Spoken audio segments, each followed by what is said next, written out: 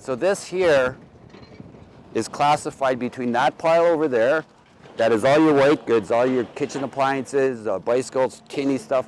That one that's way over by Mount McKay. That's the largest amount of scrap that you get in town here. From smaller, the smaller suppliers, just like we got guys coming here on bikes with little trailers hauling scrap. And then we got the big guys all the way from Kenora, Dryden, Sioux out, all over the place, bringing in all the white goods and everything. So this is in between that. This pile here is in between the lighter stuff and the heavier stuff. So this is called a number 2, and that sells like a tin, but heavier. My boss would know more about this. I would be able to get more information from him and maybe stay in contact with Arena, I guess I talked to, about the pricing, all that stuff. Okay, so that's that pile there. So if you come down this way here,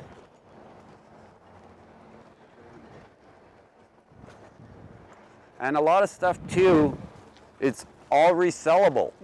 A lot of people that do their own backyard mechanics work, tires people, you know, they're on lower income. We take the better tires off and they get put back on cars. So that is another source of recycling.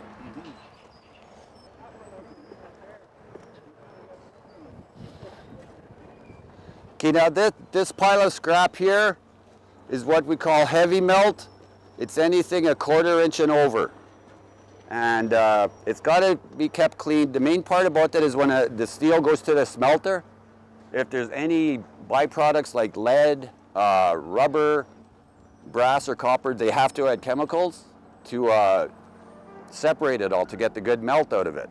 So that's why when we sort it, we try to emphasize to all the operators to take all that out and have a clean product. This pile here is cast. That can be mixed in with the heavy melt. And when you have that all in separate piles, it's a better return. Better return, more money, and it works out good. Okay, now this pile here, this is my boss's, he loves this pile. It's called P&S, which means plate and structural. So that's a really nice melt when it goes to the refinery. They don't have to use very many chemicals. It comes out nice, clean quality, a good pour for them. And this is your best moneymaker. I imagine that you do have some structural old buildings coming down, frameworks off old transports once you clean all the rubber off, air brake lines, anything like that. You get, the cleaner it is, I try to emphasize, the better your return. What do you mean cleaner? Cleaner, like there's nothing on there like brass, copper, fittings, airlines, anything. It's just clean steel.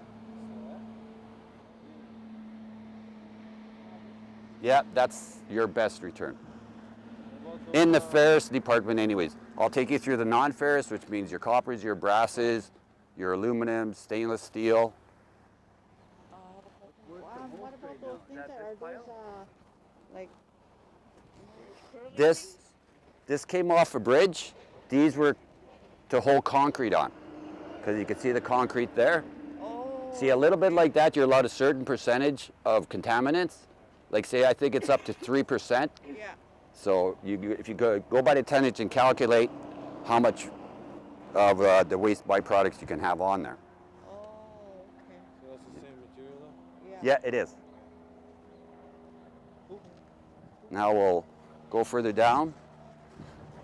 That takes care of the heavy metals. The heavy metals. Now we'll go to the auto, where we process the auto. Environmental issues now, you have to be in a contained area, and you have to have a water separation pit, so that when all oil goes onto the ground, it goes into the pit. The oil and the antifreeze will go down, and the water will float on top. It goes through 3 stages, and it's a slow process, so that it'll be just water coming out the end.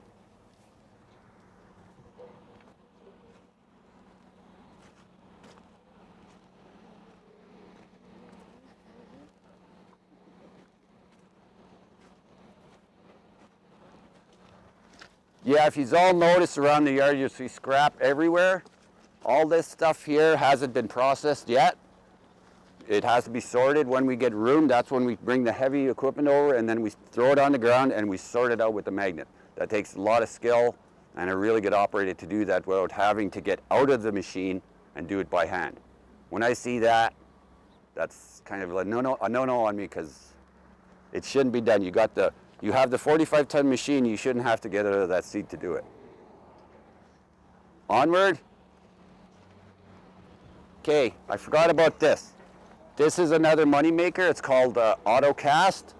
Anything with your cast drums for transports, rotors, brake drums off cars, that should be separated.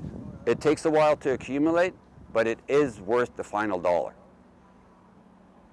We shipped out our last rail car at 90 ton. That took us 6 months to accumulate. Oh, the pricing, I stay away from pricing because it fluctuates so much. And I'm just a supervisor here that makes sure all this gets done. The brains are up there. Okay, this is our draining facility I told you about, auto. This used to be an old baler years ago. And we gutted it, and now that's where the tank is in the floor.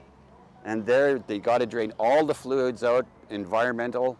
We always have to have it self-contained. We got double wall tanks out there for the gas and the oils, and that's what they want. And we have Potter's pumping that comes here and pumps all the effluent out and takes it away, and I don't know what they do with it. Send it to a refinery or break it down again. So if we were to ship our stuff by Winter Road, for people living in the north, you accept it, not drain? No. Okay. No. That's a big no-no to be shipping any tanks or anything like that, because when Green for Life goes up to the Northern Reserves, they have to make sure that we get the paperwork that those tanks have been drained. But for vehicles? These vehicles, yeah, too. If you could bring them here somehow without them spilling or rupturing tanks, we'll take them, then we do the process here. Okay. Yes. But better to do it. Yeah, because if you do load any vehicles on flatbed trailers, you want to get your maximum weight, so your fuel costs are covered, and breakdowns are covered. But if you try to put them on without damaging the tanks, you're only going to be able to fit 3 or 4 cars, which isn't going to pay. So drain it. Yeah, what I suggest for up north is one community centrally where she said that the scrapyard is located, to get a car crusher. After they've been drained, crush them, then you could stack more and get a greater volume of weight. Yeah, so that's what we do here. We don't have a car crusher. We have a 45-ton machine that walks on them, like an army tank. Yeah. That'll do the job. Okay, so we'll go to the baling pile here now.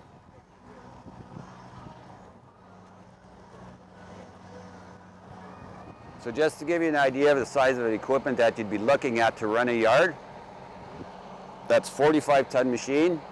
It's got a self-contained generator system so that it's not robbing power from your hydraulics. It's got its own generator, its own hydraulic, and it shoots power to a big magnet on the end. We have another machine, the same size, it's a different make, but it has the shear on it. It's like a big pair of scissors, and that cuts your time in prepping steel down to a quarter from burning with torches. And okay, here we are at the baling pile. There's some people call it baling because they have machines that you stuff the material in and it bales it up and it comes out like a log. Probably about 6 feet long by 3 feet wide by 2 feet high. That's called a log baler. You could do the white goods and all the baling, this material in that, plus auto. It's light enough to crush. And a lot of people call it shred because they send it off like Lakehead scrap. They had that big monster machine that would shred this stuff up small to about fist-sized pieces of steel and ship that off in rail cars too. This actually, when Lakehead Scrap was running, that was their moneymaker, that was their mainstay. But when we opened up, sorry to say, the little guys seemed to take more of their business away because of one bridge shutting down and just how everybody's treated here, all the customers are treated here. Jimmy at Harbour Metal stresses the fact to be very kind and friendly with the customers. Very helpful, courteous, and they'll always come back. So this is pretty well the main workings of our yard. All that back there is pretty well just storage of other auto and stuff. We have a little baler here. It's the funniest thing I'm going to show these people. This thing's got to be 100 years old. And the operator that's running that machine, he's the man to run it. They call him the Tasmanian devil.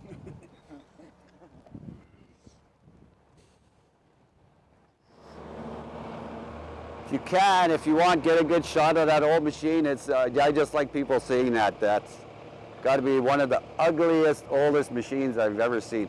But these aren't, these are like the bales, they're just smaller, eh? This is all aluminum. And I'm pretty sure this came from the mill in Dryden. Yeah, it crushes them down pretty good. It's better to see the big log balers in effect, just to see how a car comes out after. It's unreal.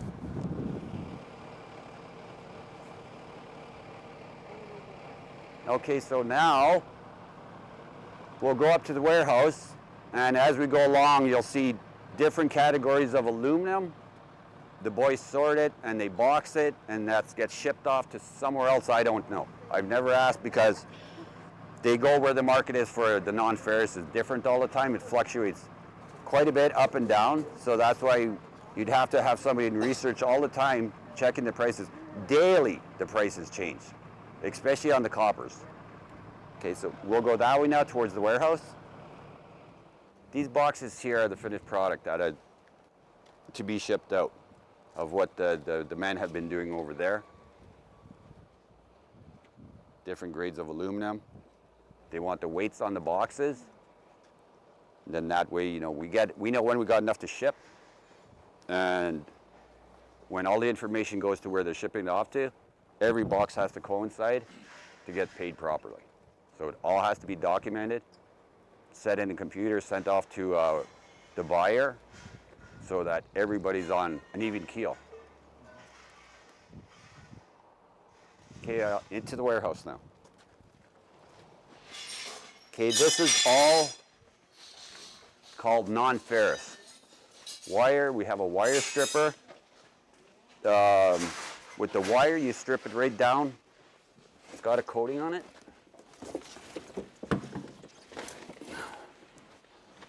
The plastic coating, rubber coating, there's aluminum coating on it that has to come off to get your top dollar. This is number 2.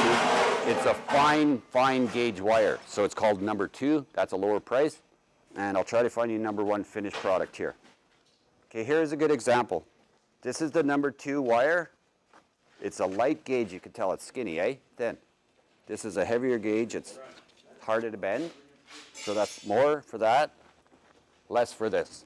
All boxed, weighed, wrapped up, and then you ship it. And this here is your top selling copper.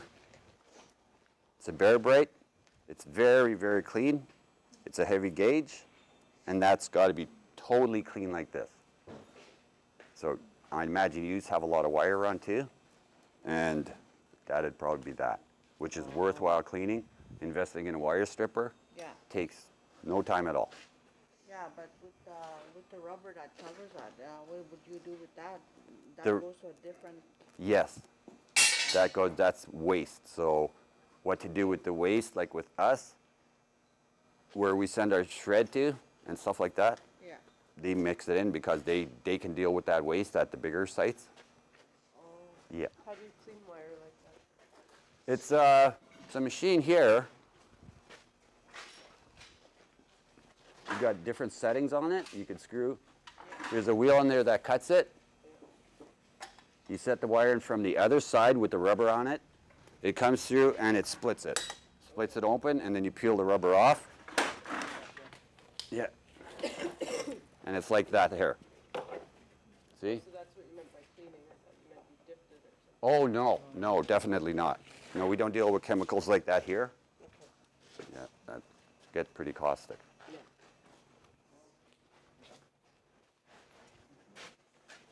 So anyways, with any materials that come through the scrapyard, the better that you clean them, the better your return. So I hope that's been helpful to use. Yeah. And who is Raina? Hmm? Who is Raina? Oh, Ariana. She's Ariana. our coordinator. Okay, well maybe I'll get in touch with her again, and we'll try and coordinate something to set you up with people to get in touch with to help you get started too. Yeah. Because what's involved too is there's a lot of logistics, shipping, environment, safety, big time safety. Does your hauler have to be licensed? Or you're sending vehicles Yes. out? Yes, Okay. so, You accept appliances? yes. Free on in or free on out? Oh, sorry about that. Yeah, we'll accept fridges if they've been tagged Okay. and dated that the Freon has been drained, and you get paid for them.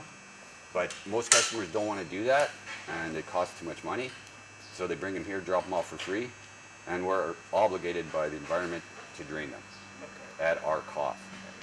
Yeah, Okay. you got to work with the environment, because if you don't, they can shut you down. And you have Like to be that. licensed to drain it too, Yeah. right? Yes, you do. So how do you do that? How do you drain your filters? I'll show you a little machine right here. I think it's here. This is the storage tank that it goes into. Yeah. This is the generator that runs that. You need electricity to run this. It's a little compressor. And how these buttons work, I don't know. The guy that works here, he's been trained on that Yeah. by somebody else who did it. And this bottle will hold up to 1,000 fridges. Yeah. And then we send this off to, I think it is Potter's Pumping too. They have to be a licensed receiver to accept that bottle, and then they get rid of it too. Oh, wow. There is a lot of steps. Yeah, I see that. There is a lot of steps. Yeah. It's not like the old days when everybody used to just cut the line and let that stuff go in the air. Yeah. That's a big no-no now. It's a compressed gas, right? Yes, it is. Yeah. Okay. Freon. Yeah. So That's like your that's the machine. Exactly. Same Yeah, thing. my work cut out for me. Oh yeah, there's a lot of research to do on it for sure. Yeah. See, I've just grown with it gradually over the years. I started out there on my hands and knees with torches and all this stuff, and Yeah. been a learning process all the way. I did 15 years at Lakehead Scrap. I did 2 years here when Sammy Schaefer owned it, wrecking the boats on the river. Then I went to work in the bush industry and came back here. I seem to love the scrap. I don't know why. So that's about pretty well all I can tell you about what I know about this, and I will try to arrange it where we can work together if there's any information. Grab our phone number. Yeah. Yeah, we're in the book, and we're always willing to help out. Well, I hope I've been very helpful. And like I said, that if there's any more questions, Harbour Metals is always willing to help people clean up the environment. Thank you.